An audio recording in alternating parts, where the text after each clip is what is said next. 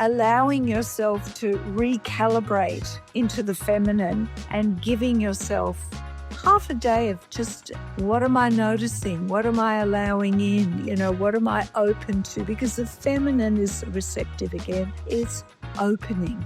And it's also, in a relational way, being the first maybe to smile. Today on PSI Love Me, we have the amazing Jutka Freiman, renowned psychotherapist, feminine archetype specialist, and a lover of the Enneagram facilitation. The feminine has a shadow. Each of the archetypes have a shadow. Shadow of the weak, submissive, collapsed woman would be the goddess Hestia. Be the love that you want. Find that in yourself first, and then go out and inquire of whoever it is that you want to bring into the feminine.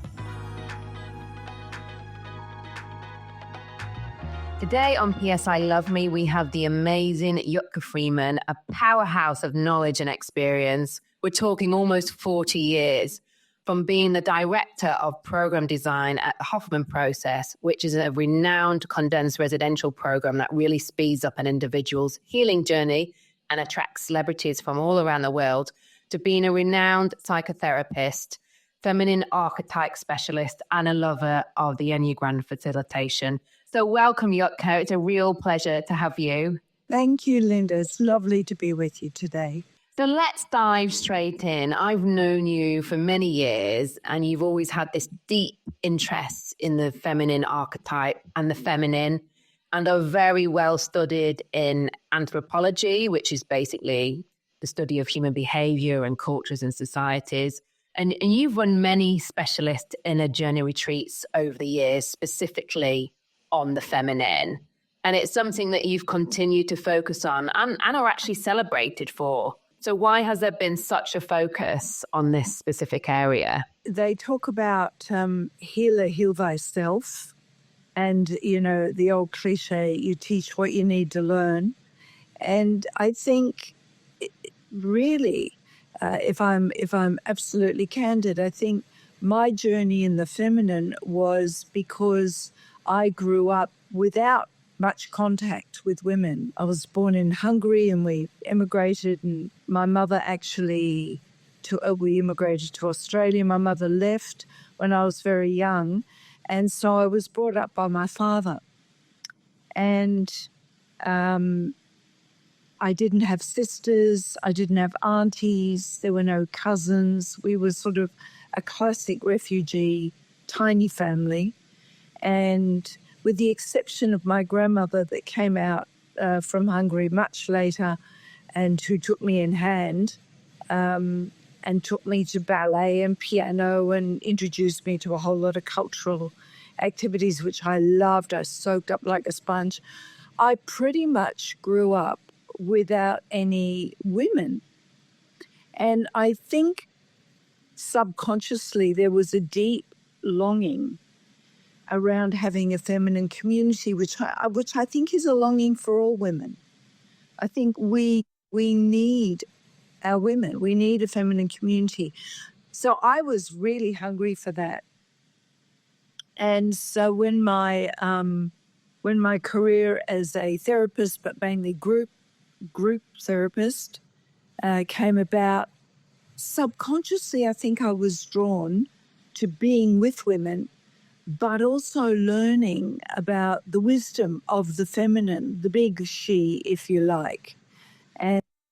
And hence my thirst for archetypal studies. And I kind of went back into what we call the feminine. I started this many, many, many years ago. I mean, I was a second wave feminist, and so I was politically very interested in feminism as opposed to femininity, and there's a big difference. You know, a good second wave feminist when I grew up was somebody that sort of almost emulated the masculine. It was a weird thing. You know, we burnt our bras, cut our hair, we got stroppy, we got out there, we got jobs, you know, and thank goodness for us, because we got, you know, the pay rise almost equal, and many other very important liberation tasks. But we looked at what we thought was the feminine, because we looked at, the generation above us and went, no, thank you. It's all subservient. And of course, that wasn't the feminine I was interested in either. So I kept going back and back and back. And what I found to be most helpful was the ancient Greek archetypes, the Aphrodites and the Demeters and, all those archetypes, and particularly the Greek archetypes as opposed to the Roman. The Romans were already a little bit more patriarchalized. The Greek archetypal women, if you really read into their stories, were wonderfully inspirational for me. So I kind of put the two needs together, the wisdom teachings of the archetypes and needing to be with women, and started running groups of women on Greek archetypes. And what were the main things that you drew from that research into the kind of the Greek archetype, and what you brought forward into your inner retreat journeys with women? Well, one thing I learned pretty early on was that we are a collage of different archetypal energies, because archetypes, like stereotypes, which are very culturally specific and change with fashion and so on. Archetypes, Carl Jung would say, are energies that are available to us, and they're cross-cultural. And they've been here forever. You think of the mother archetype. So you think of, big breasts, generous hips, nurture, all that sort of thing. Although it was limited to children back then, of course, it's not now. We mother many things. Or the goddess of love, Aphrodite. And what the Greeks did was they saw that each archetype had a different personality, if you like, a different set of traits, and each story had highs and lows. So they were called goddesses, and they were worshipped back in the day. But the Greeks weren't in any way ashamed of bringing forth the shadow and the light within each of the archetypes. And I felt through my Jungian studies that a well-rounded person probably contained, a wide spectrum of all these archetypes, and could draw at them at will, and didn't over-identify with any one of them and ignore any one of them. So we were in charge of our own archetypal orchestra, and we, in fact, in a healthy way, could be the conductor of that. So that when I'm at work, I pull out my, Amazon archetype. When I'm at home, if I'm feeling romantic, I pull out Aphrodite. When my grandkids come around, I pull out Demeter. And even more than that, I pull out a little sprinkling of Hestia, and of course Hecate with the wisdom. So I love, it. And then I kind of had this menu to draw from. And I also knew the boundaries that were healthy. So I could see what I was slipping into the more negative, side of things with one archetype, and I need to kind of balance that. You were self-aware. You'd done the research, you'd done the studies, and so you were very aware of the types of feminine energy and flowing into the different types needed depending on what situation you were in and what to draw upon. And I think modern society today has skewed all of that with social media, and there's never been more CEO bosses in the world than today, and what women are expected to do, be everything to everyone. And there's quite a big skew to the more masculine side of the energies with women these days. When it comes to the feminine and feminine energy, let's just define that, because you did touch on that before. And I think there's a bit of a confusion and misunderstanding about what the feminine is. And a lot of people think it is this weak, subservient, collapsed, helpless state, when in fact, it's not at all. What do you identify as the feminine energy? It's a big question, and sometimes it's good to start with what it's not. So let's get those out of the room. So, of course, I have to qualify that by saying, the feminine has a shadow. Each of the archetypes have a shadow, right? So the sort of shadow of the weak, submissive, collapsed woman would be the goddess Hestia, who's just sort of waits till she's pointed to, and, all of that kind of stuff. And she's quite collapsed and subservient and doesn't have a strong sense of self. But again, if we're looking at the positive side of Hestia, just that quality, she's gentle and she's centered and she's grounded and she's humble, and that's the other side of that. If we're looking at some people don't think that the feminine is kind of this collapsing. Well, it's not. It can be that. If we're misinterpreting the feminine as being a ball-busting Amazonian corporate raider with her 6-inch heels and, her shield across her heart, we're talking about Athena, and that is definitely the negative side of Athena, who in some ways is a misogynist herself, the patriarchal daughter.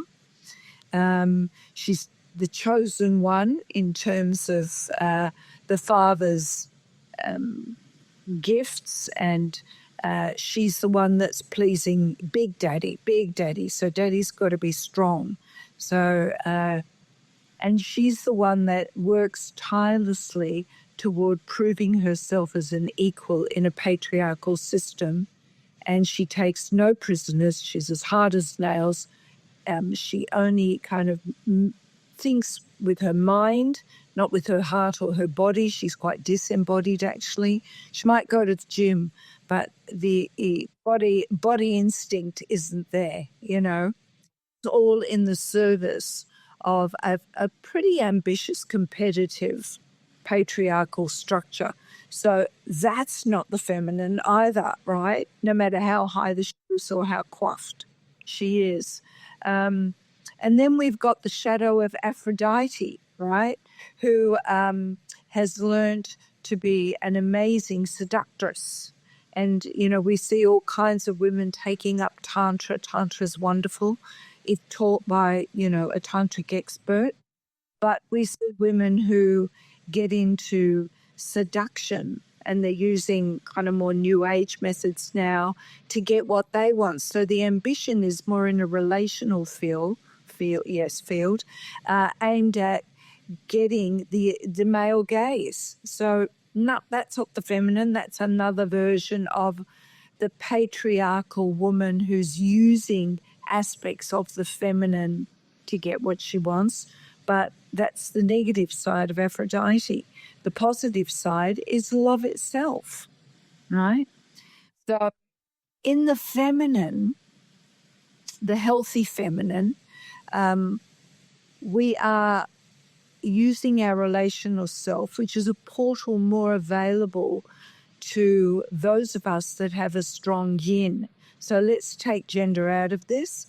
There are many men who have a strong yin, and we know those men. We love those men, whether they identify as men or not. So just to clarify for the listeners, the yin is the yin and the yang. The yin is the feminine or the masculine? The yin is the feminine qualities. And so the feminine qualities are, it's about the relationship. So if we're in our healthy yin, unlike those negative ones I spoke to you about just previously, we put relationship at the helm. So we prioritize relationship. And so we talk about the operational yang and the relational yin, right? And relational can be with yourself and to others, and being present with yourself and to others as well. Well, yeah, charity starts at home, right? So if I'm not in right relationship with myself, then I'm kind of love buying. I'm not really in right relationship with the world. And it always starts with us, doesn't it? It's to have great relationships with our community, with our loved ones, is to have, it all starts at home, loving yourself in a healthy way to begin with, and getting your own house in order, and to be able to embody that femininity in that relational, in that embodiment, in that present way. That's right. And really starting with self and knowing self, and then knowing what is nourishing self. Like, who am I with? Where am I? What is it that really nourishes my soul? The other quality of the feminine is soulfulness. So am I living a soulful life that is in right relationship? And right relationship is, what am I putting in my body? How am I tending to my body? How am I expressing myself through my body? How am I... how am I aligning my body with my environment?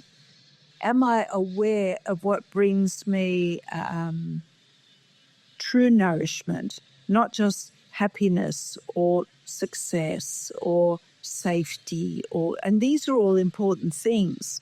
But when I'm looking at growing in my feminine self, then I need to do more than just survive.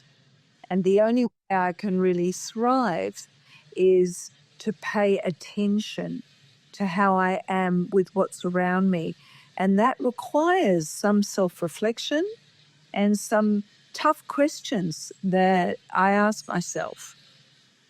And one of those questions that I find is so important is, what am I doing in the service of my ego? And I have no problem with ego, as long as I'm it and it's not using me. My ego gets me through the day, right? My ego gets me the creature comforts, it gets me the safety, it gets me all those things that we were just talking about. My soul nourishes. So if I have a look at how much of my life is spent servicing my ego, as opposed to how much life is spent in nourishing my soul, and make a list of those two things, I find out pretty quickly where the work is to build the feminine. Yes, and it's something that can actually be done, for instance, in your journal and your gratitude diary. Like, what am I doing to serve my ego, and what am I doing to serve my soul?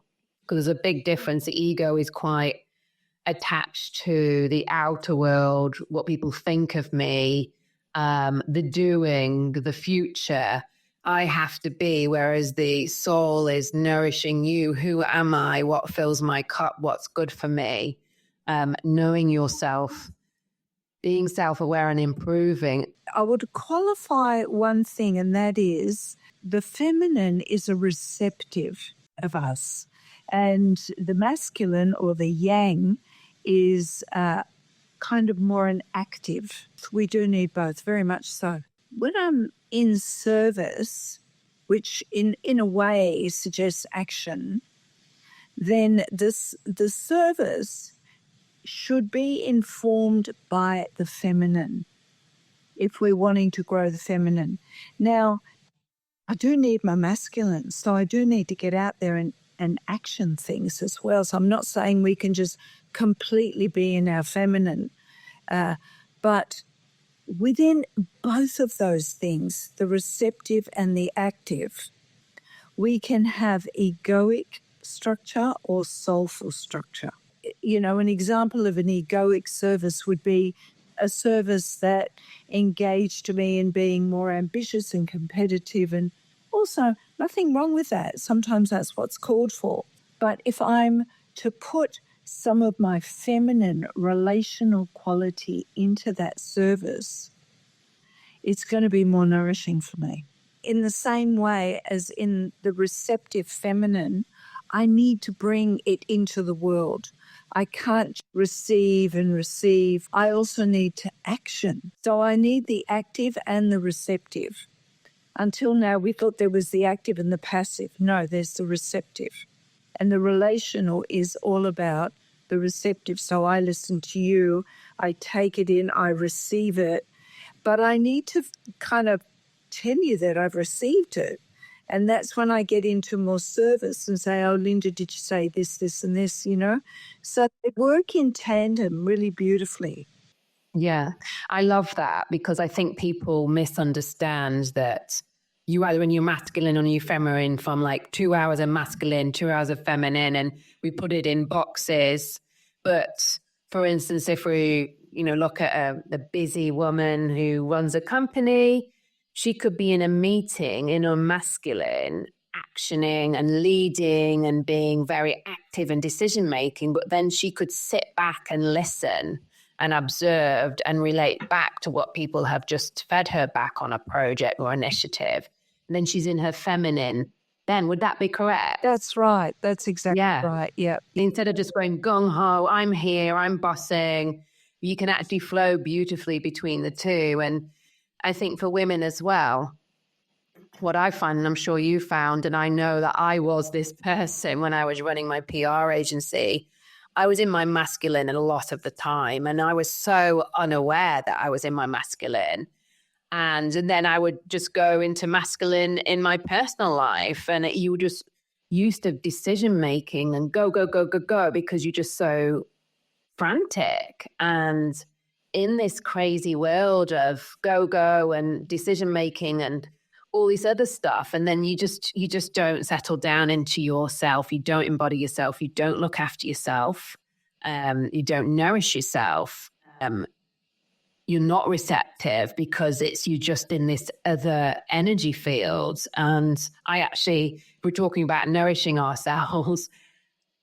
It went so far that I had health burnouts because I really wasn't nourishing myself, because I was so much in my masculine energy of that go decision making, the future. I exhausted myself from that, and it took some health burnouts to really shake things up, not just from the health and physical perspective, but the mental and emotional side of things as well. And I think what you're saying, it really does come out in different ways, not just our energies, but our being and what we're doing in our lives. And I think that's what a lot of women in high-powered jobs struggle with these days, is understanding themselves and allowing themselves to be in that delicious feminine energy, and no, it's not the collapsed feminine and being a pathetic little lady. It's not that at all, and there's so much confusion around that. It's better, but there was many years ago a lack of feminine community, and I think what happened in the corporate field was that women looked toward an inspirational other, but they weren't necessarily inspirational in self-care. So they had highly successful competitive mentors who were wonderful in many ways, but they were in the system. And I'm not saying you have to get out of the system, but you might want to look at women who are not in the same system and just have a look at the qualities rather than the activities. So, to find a mirror back home. I think one of the things that women are doing more of, which kind of brings them back in, you see, because I think the feminine is slower than the masculine. I mean, I'd rather work yin and yang because I'm aware that these gender terms are not helpful. So the yin is slower. It works at a different rhythm. It's got a depth to it that doesn't so much value the pace of things. It's not kneeling at the altar of efficiency. It's much more touched by the depth that we can go to in our intimate conversation or connection. And so We want to be contactable in a more authentic way. And, that's not as, necessarily sophisticated or doesn't have the jargon it's human, it's humble. There's a quality that we all relate to. But, to the masculine, that's hugely inconvenient. To the ego and to the patriarchy, that's hugely inconvenient. And that's why teams are thought of as a waste of time and not another meeting. And some meetings are useless. But when there's contactability and deep sharing and connection, then meetings can be hugely productive in the relational and the operational sense. It's really important to go home and to have that time alone and to do some reflection and to do some mining, deep mining of what's really going on here for me. But that's not where it stops. What's really important is also to have a look at what does my ego need from my soul? Because if I'm just writing all the stuff my soul needs and then I pack it away and then I go out and live in an egoic sense through my yang, because I'll get much more remunerated, applauded, seen, recognized, all of that for that. Like a tick box. Hey, I'm doing this now. I'm doing that now. That's the ego. It's like, well, what's my soul giving me actually? Like that. I'm getting a sugar hit here from the ego. What is my soul giving me? Now I have to slow down and I have to figure this stuff out. And okay, I'll do my 20 minutes of journaling. That'll be my soul time. And then I can go back. It's like a fast. And then I can go cake, If you love PS I Love Me and want to dive in deeper, then join the Evolve Woman, my 8-week online coaching program, which will take you on a transformative journey of self-discovery, fulfillment, and to find the joy and love you so deserve. Check out my Instagram, Lynda Williams Coach, to find out more. I mean, you can relate it back to something very simple, such as exercise. Oh, everyone's doing HIIT, high intensity workout. I'm going to do my 20 minutes of HIIT every morning. Tick box. That's, nourishing my body. But actually, is it really nourishing me? I'm exhausted afterwards. It's adding cortisol on top of my already cortisol high body from high work stress. Maybe I need something more gentle for my body that's more nourishing, more mindful, where I can sit still and look after my body, essentially. I mean, there's lots of examples and comparisons we can go into, but that would be the ego saying, yeah, everyone's doing this latest workout. I got to do it. I'm looking after myself. Whereas what does my body actually need? Listen to my body. How can I take care of myself better? Well, that's right. And the ego's got an answer for everything, right? So the ego will say, just do it because you're going to look amazing in that outfit on Saturday night. Like the ego's got one bit of sugar after another bit of sugar after another gold carrot. There's just no end to the ego's command. The motivational, aspiration of the ego is just phenomenal. And the soul's going, well, yeah, I'm kind of slower, but, I'm going to give you a quality of life that you've got to just give me a minute, right? And and the soul is almost always connected to the things that we say after having done, why don't I do this more often? We go out for a night out with a bunch of friends and we laugh, right? And why don't we do this more often? We go into the ocean or any body of water actually and we float as opposed to doing laps. And we go, why don't I do this more often? We take a bath with scented candles. That's a classic. But there are so many. We listen to music. We get lost in it. We do a playlist for ourselves. So many things of, I must do this more often. That's usually what you need to do to nourish your soul. So, there's a bunch of stuff.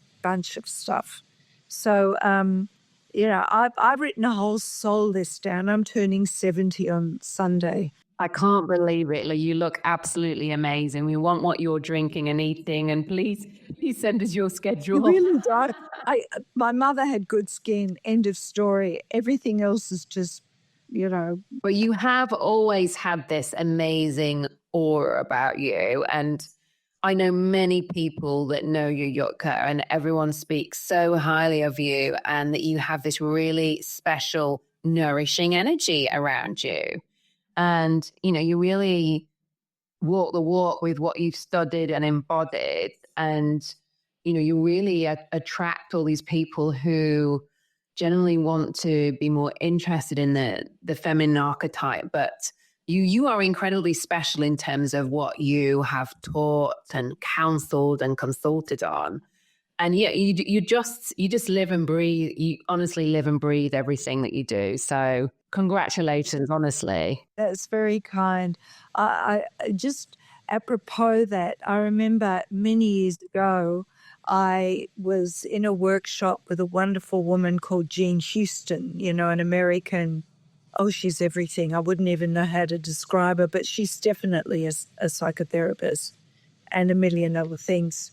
And she was even on the United Nations, and she was the private therapist for Hillary Clinton in the first round of the White House. And she worked with archetypes. So I was down, and this is like 30 years ago, and I was at that stage also teaching feminine archetypes. But I'd grown up without any women around me. And I felt like a bit of a fraud, actually. I thought, oh, God. So I went up to Jean and I said, look, I've just got to ask you. It was like I was going to the goddess herself.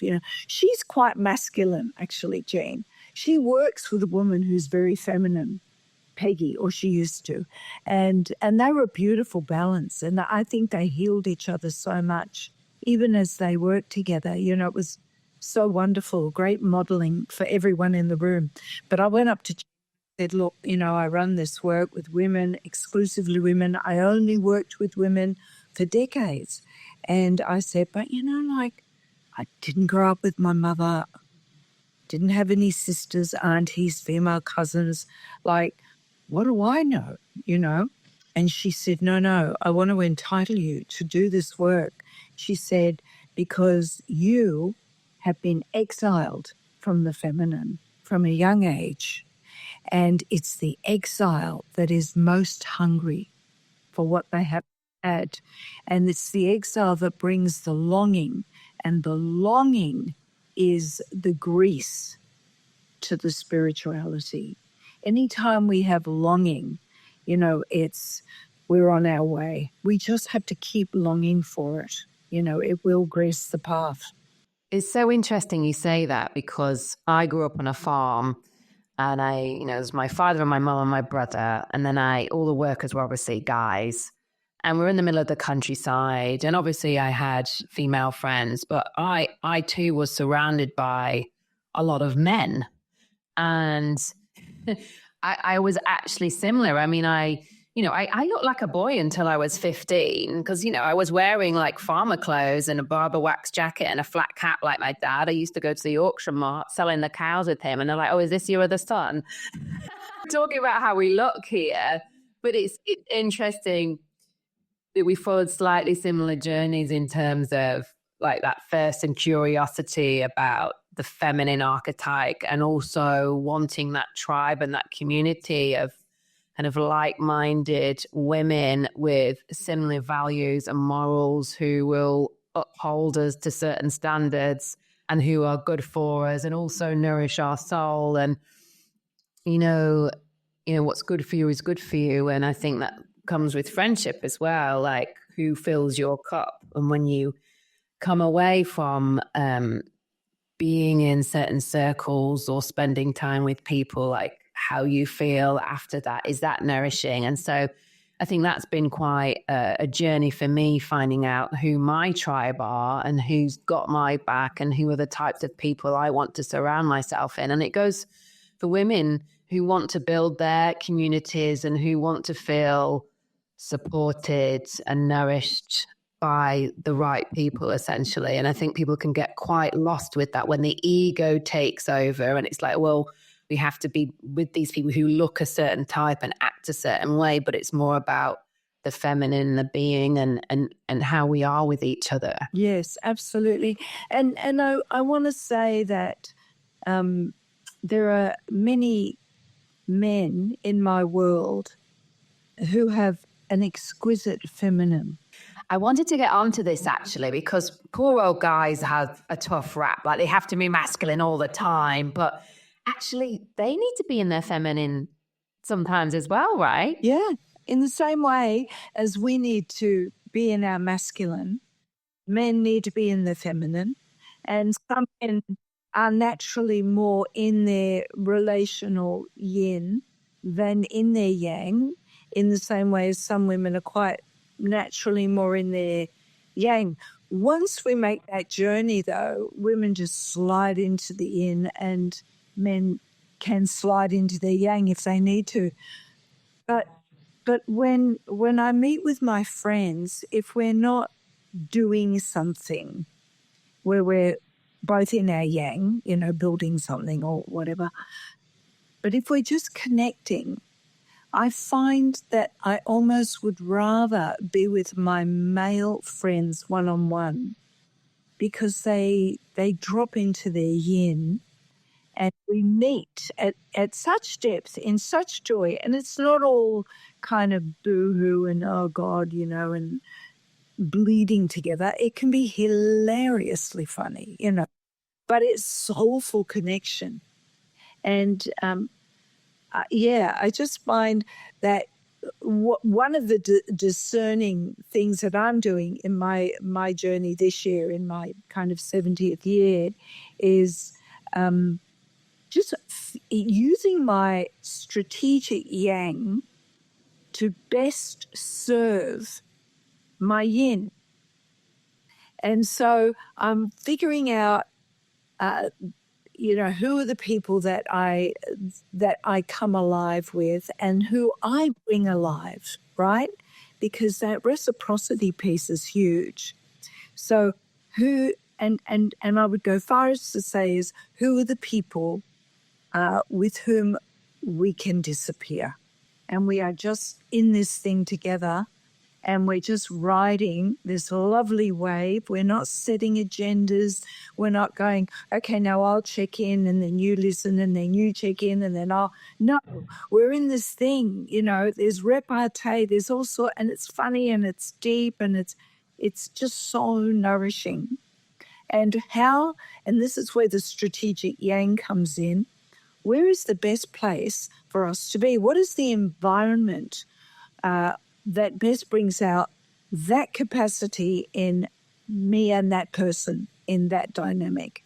Is it out with friends? Is it in nature? Is it alone in a, quiet place? Is it at a, with food, whatever it is, my masculine is there to create an environment in which my feminine can flourish. I love this. So my masculine is the structure builder. My feminine is the occupier. Because you're masculine at this point, it's not the ego that we were talking about before. It's the strategic masculine that serves the feminine the best, and it's creating the right environment in the most nourishing, positive way in the masculine to serve the feminine and make, those connections and that being, the connectivity with your friends and your community, and making it as nourishing and healing and as possible, essentially. And I also think, going back to my own experiences, some of the best chats I've had with girlfriends have been on a hike, in the lakes or in a mountain, and mud up my legs and out of breath. And it's not been all dressed up at a fancy bar or a cocktail party. Or it could be just in our pajamas, having a sleepover, having a cup of tea in the morning and having some eggs, monging together with our hair scrunched up and mascara down our face. Those are some of the best moments you have when you're relaxed and happy with yourself and free to be yourself, essentially.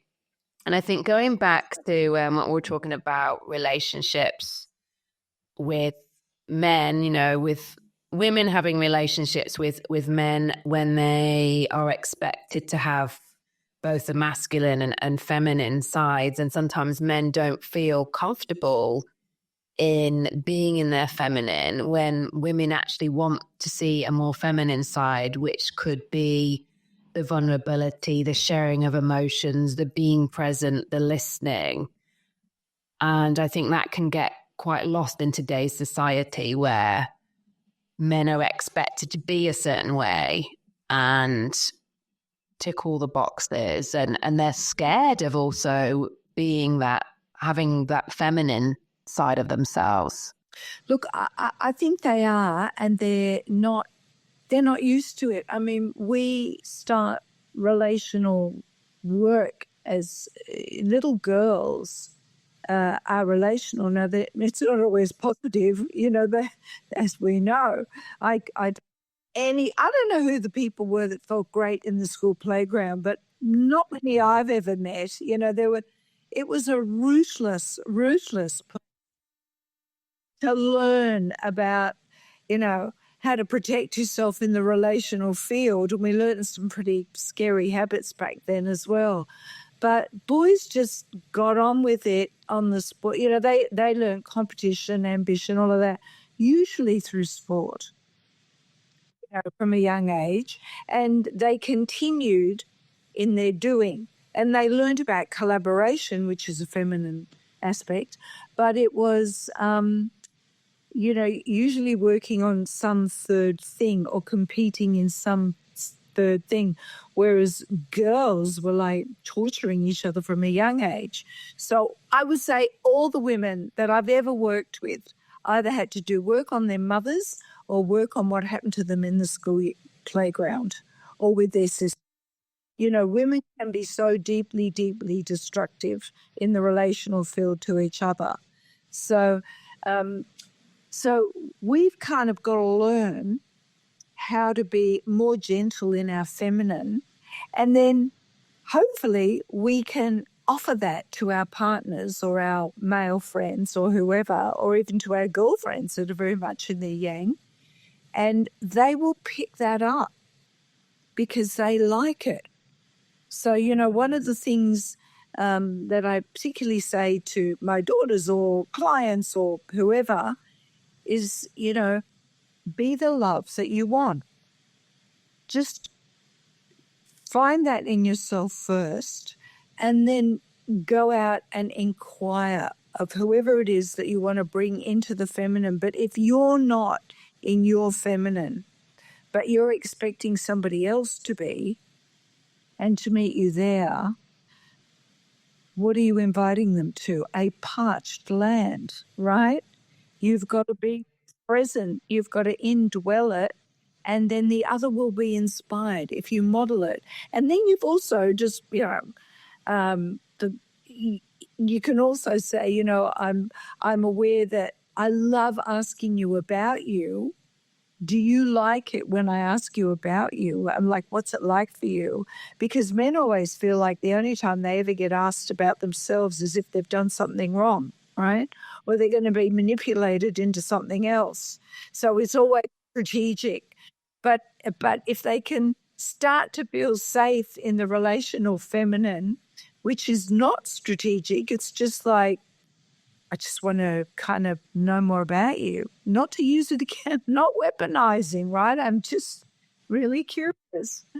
And I think, you know, it's like modeling. It's like when we don't have any hesitation in asking men a how-to question. How do I fix this? How do I do this? How, can you do that for me? Women are socialized that that's okay. Men are not socialized into asking women how to be relational. So it's like they've got a little bit more, you know, to be encouraged around.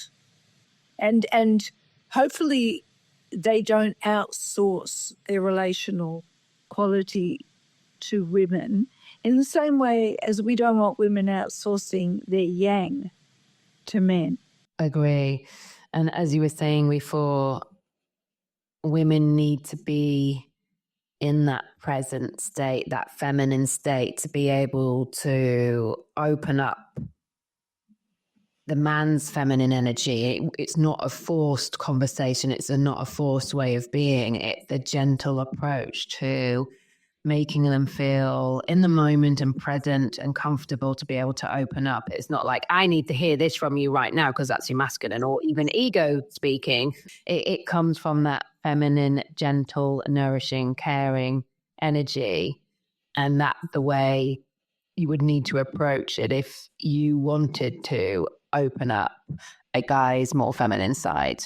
I think so. And even just having the conversation around, the meta conversation, if you like, about what's it like for you to share really personal stuff. Yeah. Or even what's it like, the minute the word feel comes in, they go, uh-oh, here comes I'm going to get wrong, So just what's it like for you? And then you might get, yeah, fine. And then you go, oh, tell me more, so to just start to go to the question beneath the, question, and then the question of that. And what's it like for you? Not how do you feel? What's it like for you when I ask you, like, how's your day been, or what's happening with the argument you had with your mother, or what's happening with your kids right now? Asking them not how they feel, but what's going on there, like what happens. Gives them a bit more scope, because they will. I mean, this is most people. I shouldn't say they as though they are, we're othering now. People who struggle with being more intimate or talking about more personal things, when you ask them, what's it like for you, they often give you, a top skim. Well, I have to, and I do it on Wednesday, and then you go, and what's that like?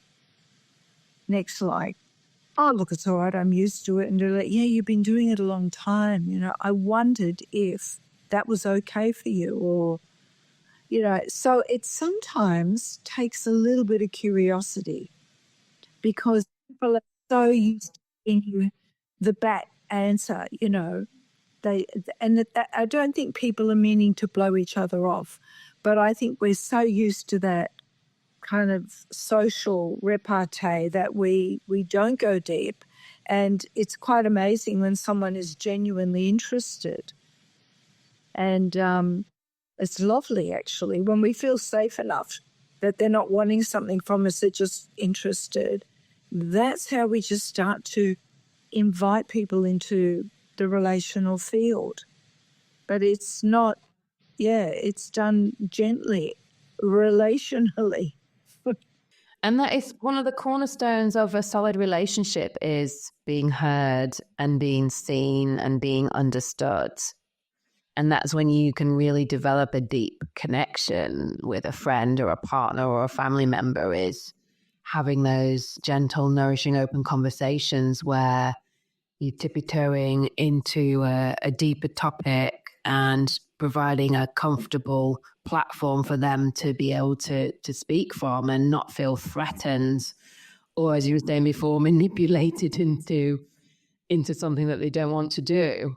And of course, we've got to be very careful to not judge it, compare it, contradict it, and just, and also to say thank you, to show some gratitude and some delight in just getting to know that part of them, without sounding terribly Californian. Like we just want to be human here.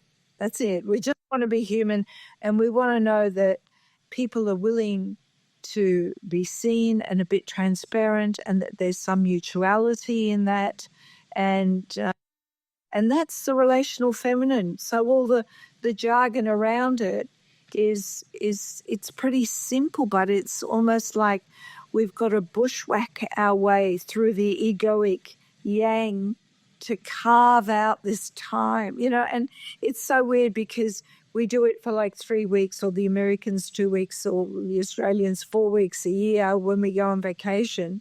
And we take a break from this sort of insatiable yang that is full of desire.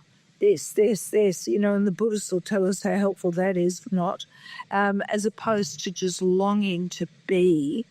So, and we carve out this time, but we're so tired, we just collapse into a coma on a beach somewhere, distract with 1,000 books, and then get back on the treadmill. And there's been not a lot of nourishment. It's been a circuit breaker for sure, but even just communing with nature is not quite enough. We need connection, human connection. We need to feel safe and cared for in that. It's gotten worse over the last few decades. I'm sure you've seen in your experience and career with social media in all its forms, the dating apps in all its forms, women now doing male jobs, essentially. I mean, CEOs for women have gone in the last 20 years from 1% in the world to 10% in the world, which is quite a big leap. So there's a lot going on at play here with how we are changing as cultures and societies across the world in terms of the feminine and the masculine archetype and how we're connecting. And I also think the world's never been lonelier, because all these apps and our phones are designed to be on your own, and we're communicating via our phones and via WhatsApps and social media without connecting properly in a conducive, nourishing way. And I'm sure, I'd love to hear from you. I'm sure you've seen some huge changes over the last 40 years and all the work that you've been doing. I mean, massive changes, and I agree with everything you've said. And all of that is a problem, particularly in what is becoming an increasingly disembodied world. So, we're pumping the body harder than we ever have, or probably not when we were chopping trees down and, hunter-gatherers, but we're pumping the body, but we're not connecting with the body. On the other hand, I think it's so confusing, because almost everything I say, I sort of find an example that contradicts it. I feel that it's easier to normalize things. It's easier to access things, but it's harder to connect. Part of that is olfactory and somatic, with the body, and and all of that we're losing. And I'm not sure what that means in our brain or what that means for us emotionally, but there are so many things we pick up by being in the presence of another. COVID wasn't great around that, and what we're doing to creativity and all these things, part of the feminine. And so I think we need to counterbalance that, make an effort, get out, meet people, don't just rely on the easy way, which is online. And you and I would definitely have met if we were anywhere near each other, but we couldn't be further apart, quite frankly. But just to make that effort, to put the music on in the car, not always a podcast you feel, mind you, I love podcasts, and yours is a soulful podcast, but there's almost this kind of the tyranny of keeping up with the news and the latest information and, a skill and, put your music on, open your window, feel the weather, all these embodied things that we just need to be part of. Go to a cake shop, breathe it in. You are not going to eat the whole shop.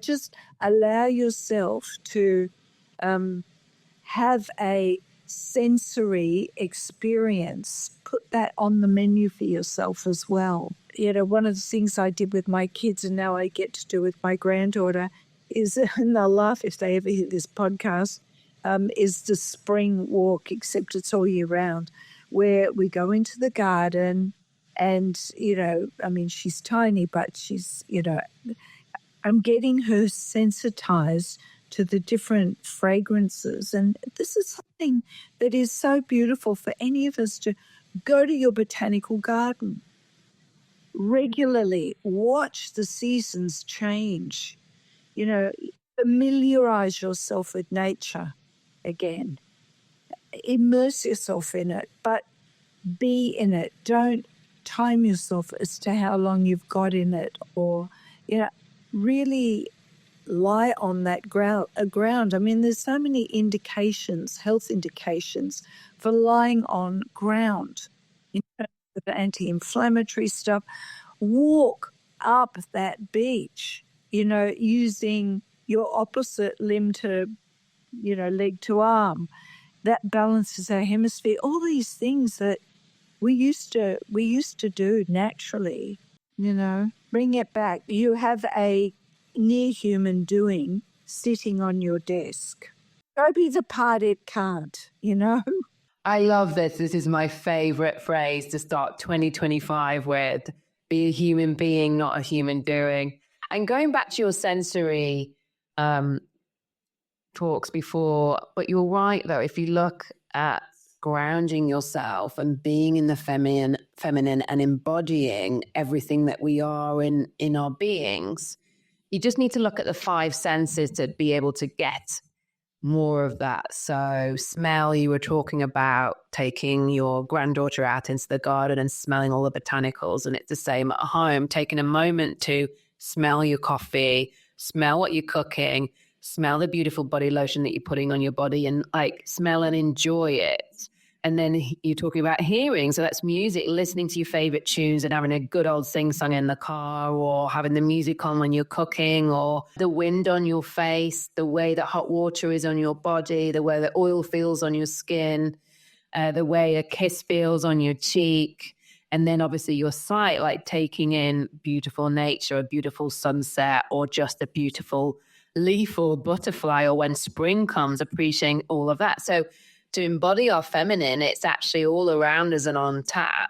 We just need to flow into it and use our strategic yang to get into that nourishing side of our femininity and our being. I mean, I was in London a couple of years ago, and I had a day of feminine treat, and it was pretty cloudy, and I went to a gallery, beautiful little gallery, can't remember, love it, but every time I go there, I smell the wood on the floor, and I mean, it's ancient. It's almost like a library vibe, but it's a gallery, and the art's always amazing. So there's a visual, and just that gentle sound in an art gallery at the quiet, and just walking, careful walking, and just the hushed tones and as I say, the smell of the wood.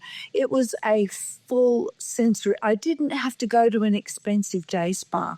And they're so forced and so masculine as well. Oh, must go to day spa, tick. Love a day spa, but it's everywhere. It's everywhere. It's just allowing yourself to recalibrate into the feminine and giving yourself half a day of just, what am I noticing? What am I allowing in? What am I open to? Because the feminine is receptive again. It's opening. It's allowing, And it's also, in a relational way, being the first maybe to smile when I'm walking down the street. Just opening to the eye contact that's available to me. Just kind of relationally being open. And it's unbelievable what happens just even when you're buying your coffee. If you are in your relational feminine and you're just noticing the people around you and you're just having those gentle encounters, how well nourished you are and what a difference you make to the world, because it's always this reciprocity. It's such a good point. Like when you smile at someone, it could be on the checkout in the supermarket. It could be getting your morning coffee. When you smile and say, good morning, how are you today? And with a genuine motive around it, the response you get, they're like, well, wow, someone's looking at me in the eye and genuinely caring about how I am today. And it's actually quite a nice feeling when someone smiles back at you, a stranger smiling back at you. Having a really good laugh, making a joke, just noticing the crazy thing around us and making a bit of light-hearted banter is a big mood shifter. The Buddhists tell us it's the highest thing, and really we can have a good laugh at our ego. I mean, there's a hilarious thing to laugh at. Having a sense of humor is extremely underrated. It really, really is. And of course, we're also careful now, but let's find the comedy, the hilarity in the egoic structures that so many of us live by. And we all do, I mean, I'm laughing at my ego and I'm happy for you to laugh with me at that. And then we laugh at your ego. And then suddenly we're not in the ego. Both of us are here together laughing at these structures, but we're here. No, you're so right. And honestly, sometimes you have to have a sense of humor in the world, in today's world, because sometimes if it's not funny, it could be quite tragic. When the news and everything that's going on, we have to see some lightness in our day and in some form. So much good intel and takeaways in this episode, from our masculine and feminine to the human beings and not human doings. And I just want to kind of wrap this up with 3 things that you feel that our female listeners can do to make them feel really great about themselves and really embrace their feminine sides. I would say make that list. And get to know your soul. Get to know your soul. Get to appreciate your ego. It's had a lot of airtime. It's got to move over a bit. Give more opportunity for your soul. And so write a list of stuff that you like about yourself. Write a list of stuff that you would like to grow in, right? Have a look and see how balanced the list is. So you write a list. What do you love about your soul? What do you love about your ego, right? Because we're not demonizing anything. Everything is welcome. And just recalibrate on the basis of that. You've got this stuff in your ego. Is it eating up more than you would like from your time with your soul?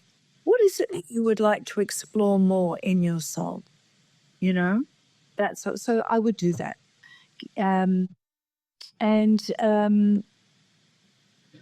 think I would do a practical thing like start living more soulfully, paying attention to what you can shift in your life, like the examples that we've been talking about. What habits are you in that may not be soulful? How might they be soulful? So start getting aware of that. What would you do if you didn't take it to extremes, but you just slowly started to invite a more soulful experience for your life? Just gently. So we're not going on a diet because that's got a use-by date. We're changing our relationship to know what nourishes us and creating new habits, actually, that we don't want to live out.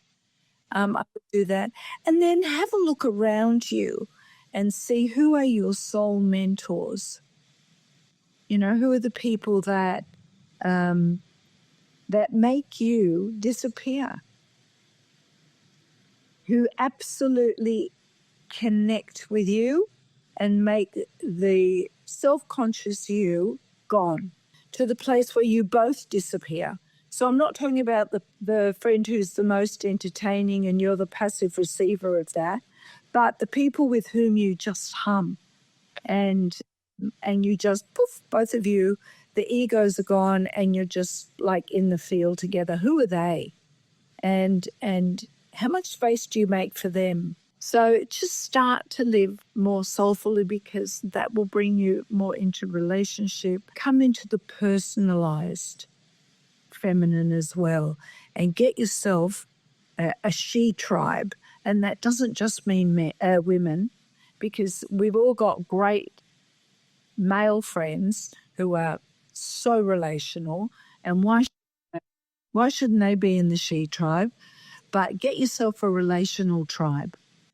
Well, you've given so much in-depth knowledge and experience of everything that you've studied and consulted and coached, and what you've done with your retreats and clients over the years. It's been a really interesting conversation today.